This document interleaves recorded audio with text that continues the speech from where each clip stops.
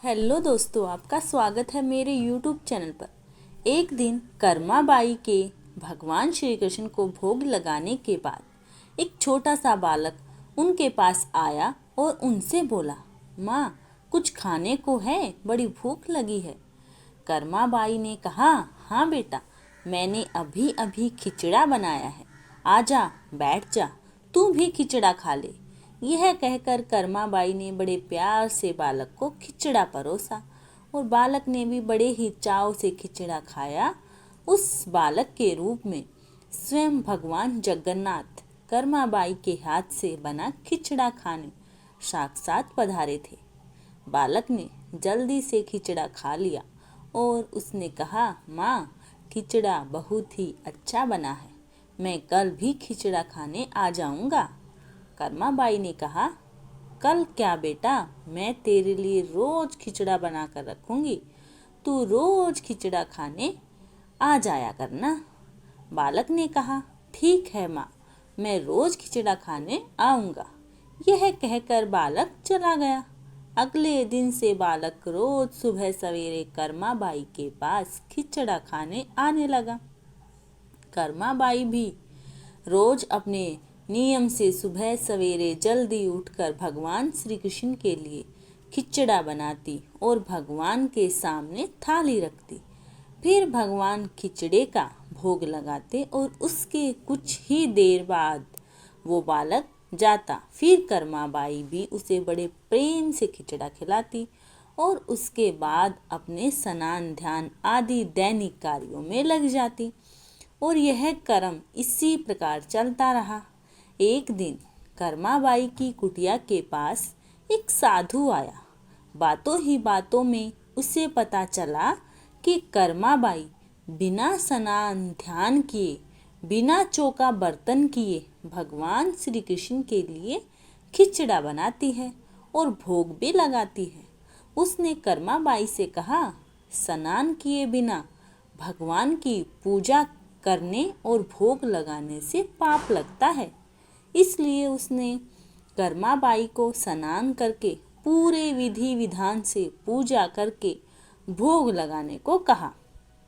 साधु से ऐसा सुनकर भोली भाली कर्मा अगले दिन से सुबह जल्दी उठकर स्नान करके खिचड़ा बनाने लगी और विधि विधान से पूजा करके भोग लगाने लगी। ये सब करने में कर्मा बाई को बहुत देर लग जाती, लेकिन वो बालक तो रोज सुबह अपने समय से आ जाता और कर्मा से कहता, माँ मुझे भूख लगी है, मुझे जल्दी खिचड़ा दे माँ, जल्दी कर माँ, जल्दी कर। और कर्मा उससे कहती, थोड़ी देर रुक जा बेटा, अभी देती हूँ, थोड़ी देर रुक जा। जब कर्मा भगवान श्री कृष्ण को भोग लगाकर बालक को खिचड़ा खाने को देती तो बालक उसे बहुत ही शीघ्रता से खाकर हाथ मुंह साफ किए बिना ही जल्दी से उठकर भाग जाता और यह कर्म कुछ दिनों तक ऐसे ही चलता रहा। इन्हीं दिनों में भगवान श्री जगन्नाथ जी के मंदिर में सुबह के समय भगवान की मूर्ति के मुख पर खिचड़ा लगा हुआ रहता।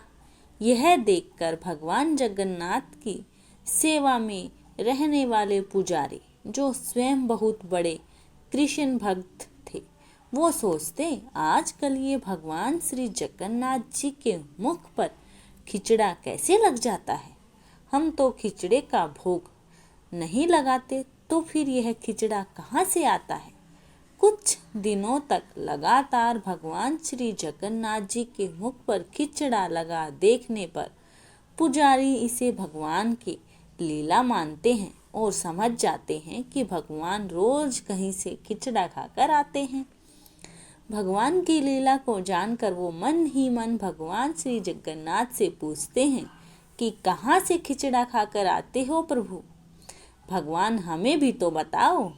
उसी रात भगवान श्री जगन्नाथ जी पुजारी जी के सपने में आते हैं और उनसे कहते हैं कि मेरी एक भक्त है कर्मा बाई, जो जगन्नाथ पुरी में रहती है, वो रोज सुबह सवेरे मेरे लिए बाजरे का खिचड़ा बनाती है और बड़े प्रेम से मुझे भूख लगाती है और मैं भी रोज सुबह जल्दी कर्मा बाई के पास खिचड़ा खाने जाता हूँ।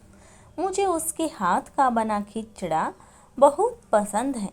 परंतु कुछ दिन पहले कर्मा के पास एक साधु आया और उसे स्नान ध्यान करके विधि विधान से पूजा करके भोग लगाने को कह गया। इसलिए आजकल वो विधि विधान से पूजा करके भोग लगाती है और उसके बाद मुझे खिचड़ा खिलाती है। ये सब काम करने में उसे बहुत समय लग जाता है और मुझे खिचड़े का इंतज़ार करना पड़ता है और भूख का कष्ट भी सहन करना पड़ता है। और जब तक मैं खिचड़ा खाता हूँ तब तक यहाँ मंदिर में भक्तगण आने लगते हैं। इसलिए आजकल मुझे खिचड़ा खाकर मुंह हाथ धोए बिना ही झूठे मुंह भागकर आना पड़ता है। भगवान श्री जगन्नाथ जी से यह जानकर पुजारी जी ने अगले दिन उस साधु की खोज कराई और उस साधु को बुलाकर उसे सारी बात बताई।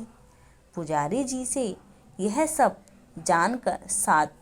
जानकर वह साधु घबराया हुआ कर्माबाई के पास पहुंचा और उसने कहा कि आप पहले की तरह ही सुबह जल्दी ही भगवान को खिचड़े का भोग लगाया करें। आपके लिए किसी नियम या विधि विधान से पूजा करने की आवश्यकता नहीं है। साधु से यह सुनकर कर्माबाई अगले दिन से पहले की ही तरह भगवान को खिचड़े का भोग लगाती रही और उस बालक को भी बड़े प्रेम से खिचड़ा खिलाती रही। यह कर्म कई वर्ष तक चलता रहा और एक दिन कर्माबाई इस संसार चक्कर को छोड़कर प्रभु के धाम चली गई। उस दिन जगन्नाथपुरी के मंदिर में भगवान श्री जगन्नाथ जी के श्री विग्रह के नैनों से अश्रु निकल रहे थे। यह देखकर मंदिर के सभी पुजारी और जगन्नाथपुरी के राजा भी मंदिर में उपस्थित हो गए और प्रभु से विनती करने लगे, हे प्रभु, क्या हमसे कोई भूल या अपराध हुआ है जिसके कारण जगत के पालनहार की आंखों से आंसू निकल रहे हैं। उसी दिन रात में पुजारी और जगन्नाथपुरी के राजा के सौपन में भगवान श्री जगन्नाथ जी ने कहा, आज माँ कर्माबाई इस लोक से विदा हो गई है और मुझ में विलीन हो गई है, परंतु अब मुझे रोज सुबह सवेरे बाजरे का खिचड़ा कौन खिलाएगा। अगले दिन जगन्नाथपुरी के राजा ने मंदिर के सभी पुजारियों और संतों से राय ली और यह आदेश जारी किया कि आज से भगवान श्री जगन्नाथ जी को सुबह सवेरे सबसे पहले माँ कर्माबाई के नाम से खिचड़े का भोग लगाया जाएगा, जिससे भगवान को माँ कर्माबाई की कमी कभी महसूस न हो। इसलिए आज भी भगवान श्री जगन्नाथ जी के मंदिर में श्री जगन्नाथ जी के विग्रह को 56 भोग से पहले बाल रूप में खिचड़े का भोग लगाया जाता है और इसे बाल भोग कहा जाता है। सैकड़ों सालों के बाद भी यह प्रथा आज भी वैसी की वैसी ही चली आ रही है। भगवान हम सभी को भी कर्माबाई जैसी भक्ति प्रदान करना। जय श्री कृष्णा। राधे राधे। धन्यवाद दोस्तों। जिसको भी यह छोटी सी कहानी पसंद आई, please like, share and subscribe my channel. धन्यवाद दोस्तों। राधे राधे।